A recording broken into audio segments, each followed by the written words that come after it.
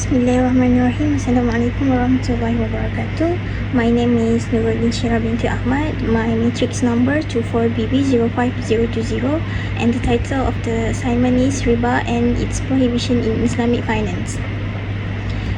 So the table of the content, the first one is definition of Riba.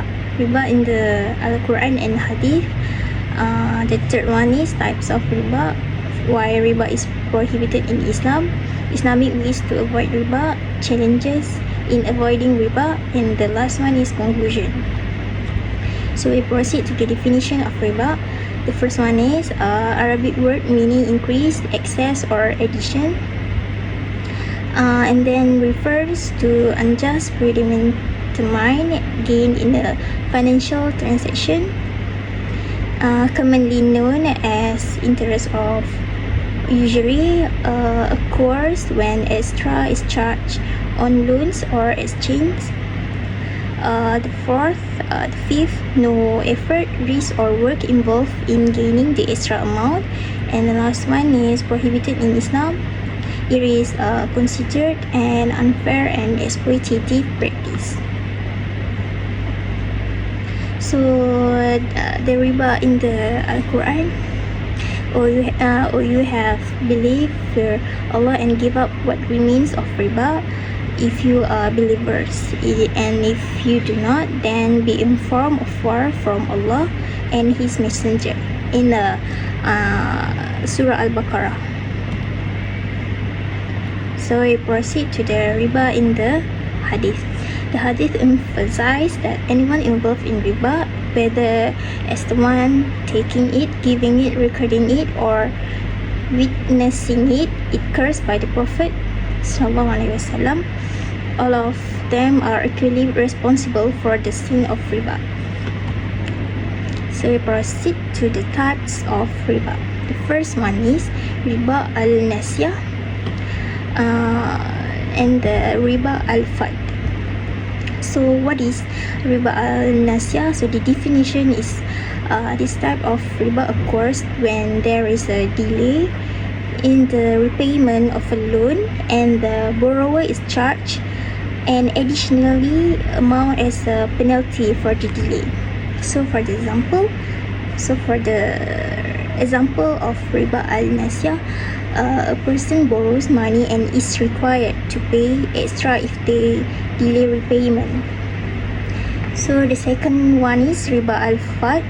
So what is riba al-fad? So the definition is this type of riba occurs in exchange of goods of the same type but with unequal amounts or qualities. It's prohibited because the transaction becomes unjust. For example, exchanging 1 kg of gold for 1.5 kg of gold, unequal amount. So next, why riba is prohibited in Islam?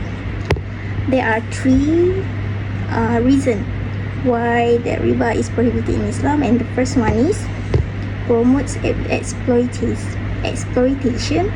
The second one is economic justice. The third one is encourages hoarding. So what is promotes exploitation? The first one is riba leads to the exploitation of the weak and poor as the lender benefits without taking any risk, while the borrower may be burdened with an ever-increasing debt. So the second one is the second point of the promotes exploitation. This creates an imbalance where the rich get richer and the poor get poorer. So for the economic injustice, the first one is riba is considered unjust because it provides a guaranteed return without any effort, whereas profit should be earned through risk sharing, work, and productive trade.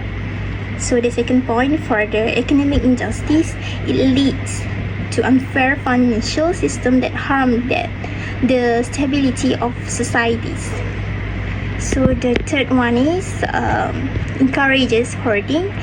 Riba encourages the hoarding of wealth by discouraging investment in productive projects.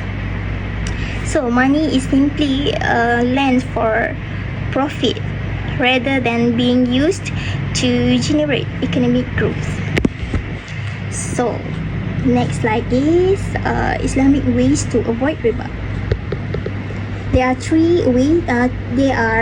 ways to avoid riba. For the first one is using cash transactions. Islam encourages transactions that involve cash payment or immediate payment without any delays that may lead to riba. So using cash transaction avoid interest-bearing loans by opting for cash payment instead. So the second one is the ways to avoid riba, choosing Islamic banking. So Islamic banking operate without riba and follow Sharia principles. They offer products like interest-free loans, profit sharing, saving accounts, and Sharia compliant financial system. The third ways to avoid riba is engaging in fair trade. So Islam encourages fair trade and emphasizes that there should be no exploitation in transaction. The engaging in fair trade is always ensure that transactions are done with honesty, equity, and justice between the parties involved.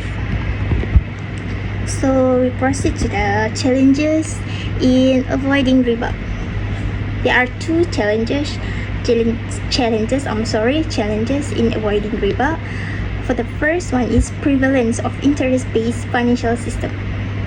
So the first one is many global financial systems, including banks and institutions, are interest-based.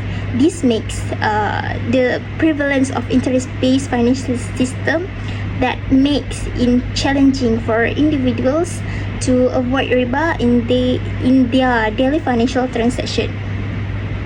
So Islamic alternatives are often limited or less accessible, especially in non-Muslim majority countries. So the second one is the challenges in avoiding riba is lack of awareness or knowledge. A significant challenge is the lack of awareness about what constitutes riba and how to avoid it. So in the lack of awareness and knowledge, there are many Muslims may not fully understand the concept of the riba or may be unaware of the Islamic financial alternative available to them. So the conclusion, riba is forbidden in Islamic because it leads to economic imbalance, exploitation, and injustice in society. The prohibition is clearly stated in the Quran and Hadith, and Islam offers alternatives like murabahah, mudarabah, and musyarakah to ensure transactions are fair and without exploitation.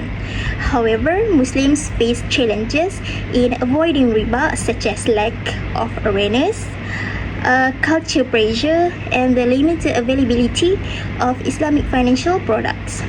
Therefore, financial education and awareness of halal alternatives are important to ensure that Islamic principles are followed in everyday transaction. So that's all from me. Thank you.